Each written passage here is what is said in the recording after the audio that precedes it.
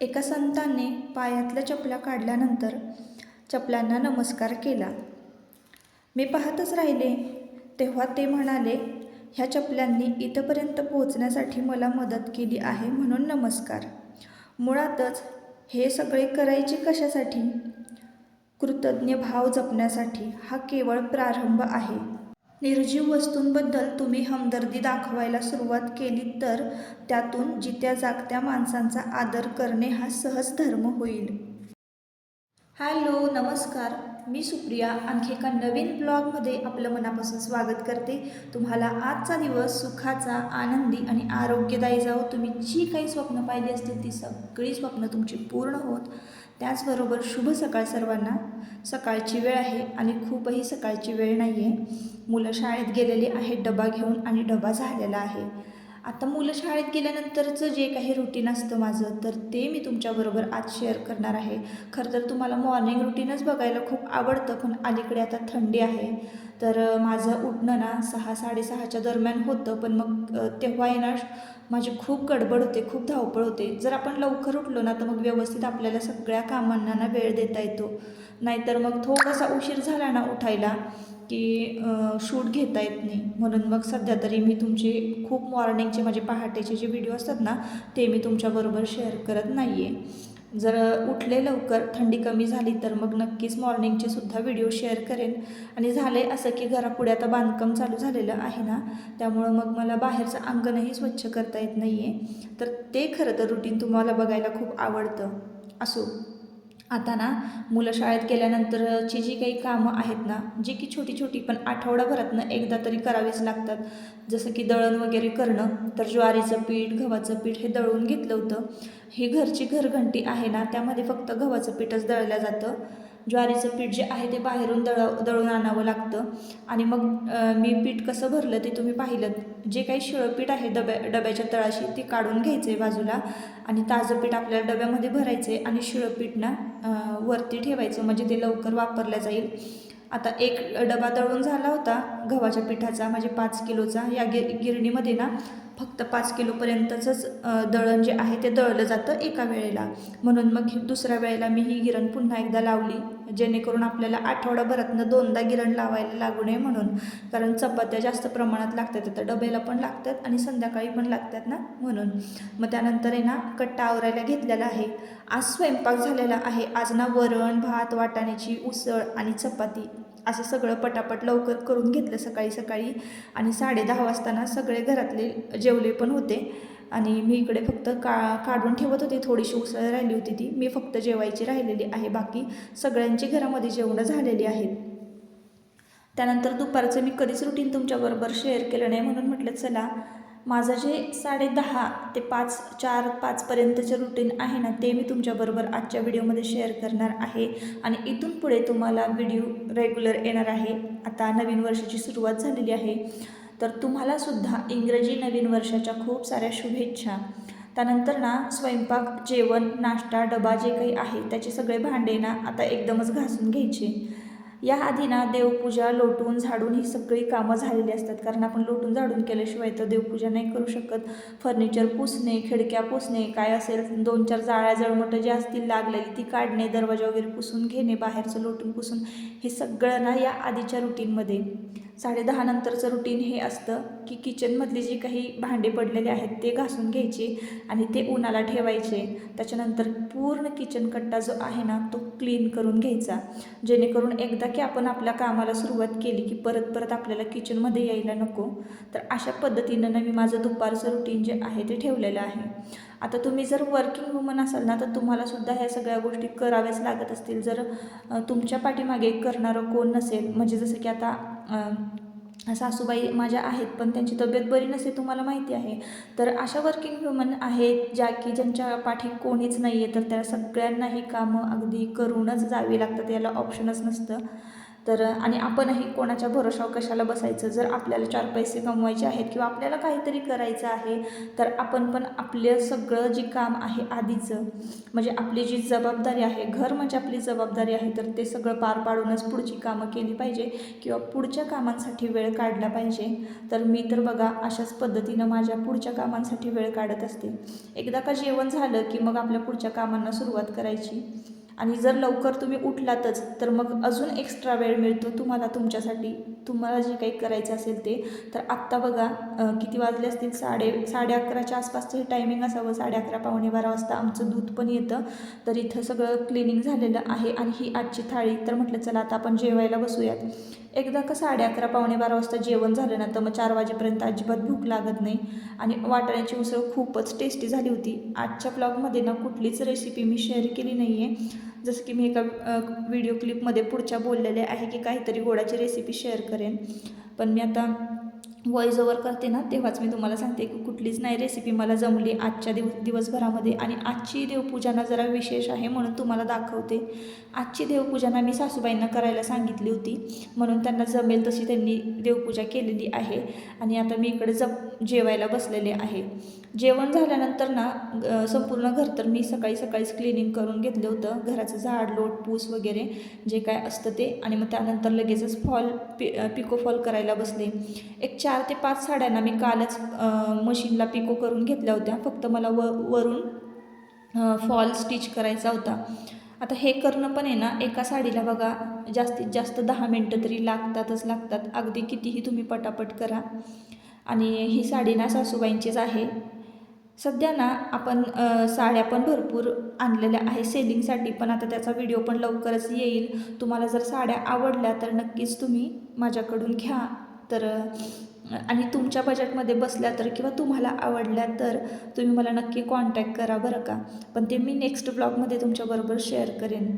सध्या आता संक्रांत आहे आणि वाणाच्या भरपूर साऱ्या वस्तू ज्या आहेत त्याचं सेलिंग होत आहे. तर जसं की आता माझ्याकडे रोटी कवर आहे, छोट्या पर्स आहेत, पाऊच आहेत आणि म्हणजे अजून एक मी प्रोडक्ट तुम्हाला दाखवणार आहे जे की मी घरी तयार केलेलं आहे. तर ते पण तुम्हाला एखाद्या ब्लॉगमध्ये दाखवते लवकरच. सध्या तर ना रोटी कवरच्या ज्या आहेत ना ऑर्डर भरपूर पडलेल्या आहेत. एकदा का माझं जेवण झालं ना की मग मी कामांच्याच पाठीमागं लागते, जे काही कामं पेंडिंग आहेत ना ती करून घेते. तर बरेच दिवस झालं ना सासूबाईंची साडी पिको फॉल करायची पडली होती ना, ती आधी करून घेतली. परत ती अशीच इकडं तिकडं पडलेली असतात आणि जे कस्टमरच्या साड्या आहेत ना मग मी त्या खालच्या घरामध्येच ठेवते. आणि आत्ता की नाही कोणाच्या ऑर्डर पडलेल्या आहेत त्या चेक करायच्या, ऑर्डर कन्फर्म करायच्या आणि मग त्यानंतर व्हिडिओ एडिटिंग करायचं, परत इंस्टाग्रामवर थोड्या वेळ अपडेट राहायचं. ह्या सगळ्या गोष्टी मी करत असते. आत्ताचं हे टायमिंग आहे ना 12:30 पावणे 1चं असावं आणि त्यामुळेच तुम्हाला पावणे 1 बरोबर 1 वाजता व्हिडिओ येत नाही, कारण मी मग पावणे 1च्या दरम्यान ना व्हिडिओ एडिटिंग करत असते, व्हॉइस ओव्हर करत असते. तर असं असतं माझं दुपारचं रुटीन. तर आता मी काही ऑर्डर ना कन्फर्म केलेल्या आहेत, जसं की लाल तिखट याच्या ऑर्डर पण येतात आणि त्यासुद्धा मी मग कन्फर्म करते. आणि त्यानंतर काही वस्तूंच्या ऑर्डर आहेत त्या कन्फर्म करायच्या आणि व्हिडिओ एडिटिंग झालेलं असतं या वेळेला ना, मग व्हिडिओ अपलोड करायला टाकायचा, म्हणजेच मग तो तुम्हाला 2-2:30 वाजेपर्यंत मिळतो. आणि मग इकडं व्हिडिओ अपलोडिंगला टाकलं की लगेचच इकडं स्टिचिंग करायला घ्यायचं. अशा पद्धतीनं माझं काम चालू आहे सध्या. आणि नंतर मग आलाच कोणाचा कॉल तर मग बोलत बोलत काम करायचं, नाहीतर मग गाणी ऐकत ऐकत काम करायचं. असं रुटीन असतं.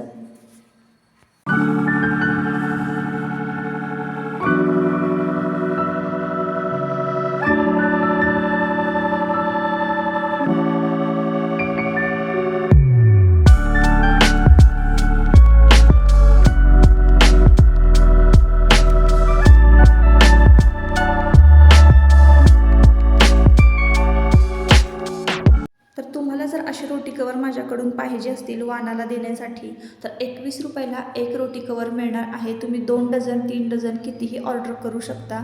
आणि ना हे रोटी कवर एकदमच भारी आहे बरं का. क्वालिटी, कापड क्वालिटी छान आहे त्याची. माझ्याकडे ना भरपूर सारे ना असे फॅब्रिकचे, कॉटन फॅब्रिकचे तुकडे आहेत. तर एकदम म्हणजे अखंड असं कापड नाही आहे. अखंड कापड असतं तर मी एकदम कटिंग करू शकले असते. अखंड कापड नसल्यामुळे, तुकडे तुकडे असल्यामुळे मला ना एक एक पार्ट एकदम वेगळा वेगळा सेपरेट कट करावा लागतो आणि थोडी मेहनत घ्यावी लागते. शंकरपाळ्या राहिल्यात का आता?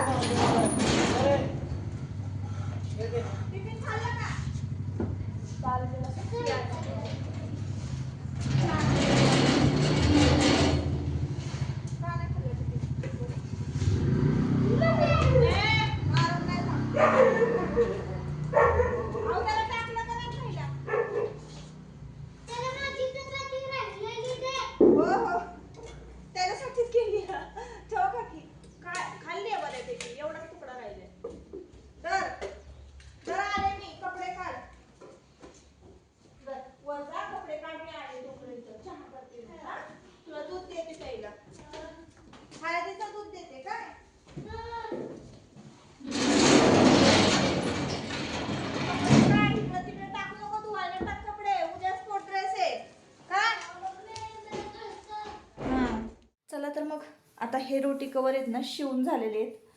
आणि आता इकडे बघा एवढा पसारा पडलेला आहे इथं. तसं बघायला गेलं ना तर स्टिचिंगचं काम भरपूर आहे. रात्रभर जरी मी करत बसले ना तरी संपणार नाही, इतकं स्टिचिंगचं काम आहे. आणि अजून एक 3-4 साड्या ज्या आहेत ना त्याचा फॉल लावायचा बाकी आहे. आणि 2 तोरण जे आहेत ना ते सुद्धा स्टिच करायचे पेंडिंग आहे. 2 तोरणांची ऑर्डर आहे आपल्याला, तर ते पण पेंडिंग ठेवले मी. आणि आता तर संक्रांत जवळ येते, तर त्यामुळं मलासुद्धा वाणाला द्यायला काहीतरी शिवायचं आहे. मी विचार करते काय शिवू. इकडं भरपूर असं कापड पडलेले आहेत, कापडांचे बंडलच पडलेले आहेत बघा इकडं. तर सिल्कमधलं ना हे असं फॅब्रिक मला मिळालेलं आहे. असं मी तुम्हाला दाखवते, बॅग स्टिचिंगसाठी एक सॅम्पल दाखवते असं. तर याच्या बॅग खूप छान छान मस्त शिवून होणार आहेत. आणि अशामध्येच एक पिंक आणि व्हाईट कलरमध्ये हे असं बॅगसाठी आहे. बॅग म्हणजे छोटी छोटी पाऊच म्हणा किंवा पर्स म्हणा. तर अशा पद्धतीच्या, अशा साईजच्या पर्स खूप छान दिसतील. या कापडामध्ये सिल्कचं मटेरियल आहे हे. तर चला बघू, शिवूयात.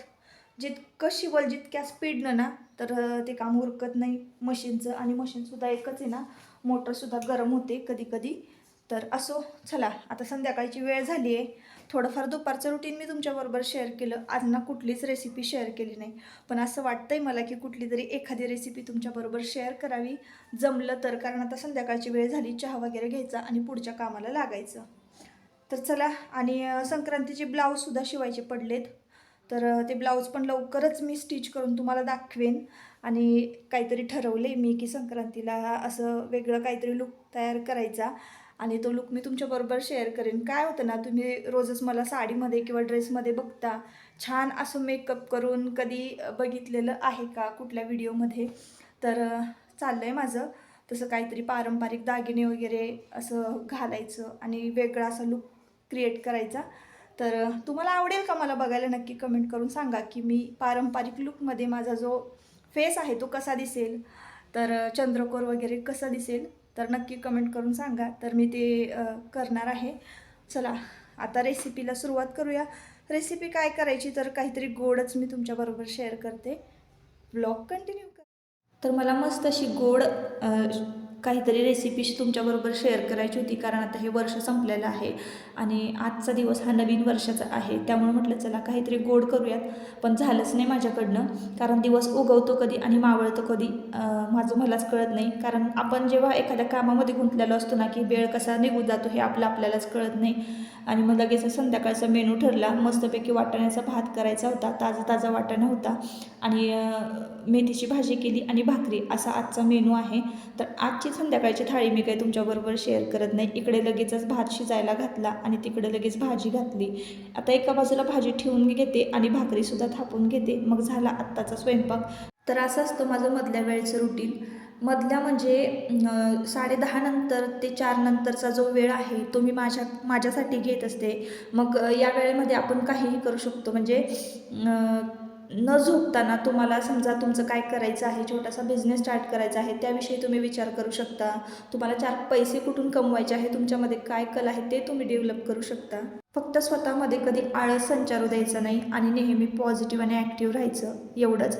जर तुम्हाला आपला हा व्हिडिओ आवडला असेल तर व्हिडिओला नक्की लाईक करा. लाईक केल्यानंतर हाईप देखील करा, म्हणजे अजून लोकांपर्यंत हा व्हिडिओ पोहोचेल आणि मला मदत होईल चॅनल ग्रो करण्यासाठी. आणि आवडला जर असेल व्हिडिओ तर नक्की सबस्क्राईब करा. चला तर मग या व्हिडिओचा शेवट आता इथंच करते. परत पुन्हा भेटूया नवीन एका ब्लॉगमध्ये. तोपर्यंत स्वतःची काळजी घ्या आणि मजेत राहा. Bye bye.